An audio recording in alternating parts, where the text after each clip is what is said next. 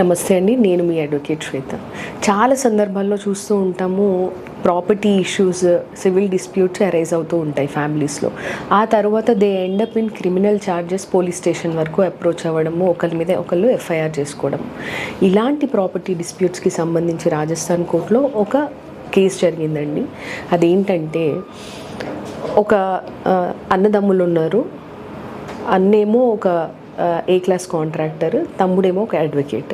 Okay, అయితే అన్న వ్యాపారం చేస్తూ ఉన్నప్పుడు తమ్ముడు ఆయన ఆఫీస్ని చూసుకోవడము, ప్రాపర్టీస్ని మేనేజ్ చేయడము జరుగుతూ ఉండింది. అయితే కొన్ని రోజులకి ఎవరైతే ఎల్డర్ బ్రదర్ ఉన్నాడో, అన్న ఉన్నాడో, ఆయన చనిపోవడం జరిగింది.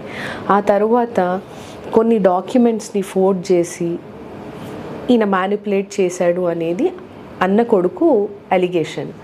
ఒక ప్లాట్ తనది అని వెకేట్ చేయమని అన్న కొడుకుని అడిగినప్పుడు ఈ తమ్ముడు, ఆ అబ్బాయి, ఇది మా నాన్న సంపాదించిన ప్రాపర్టీ, నేను వెకేట్ చేయడం కుదరదు, నువ్వు ఫోర్జరీ చేసి డాక్యుమెంట్స్ అన్నిటిని మ్యానిపులేట్ చేసి నువ్వు ఈ ప్రాపర్టీ మీద క్లెయిమ్ అడుగుతున్నావు, ఇది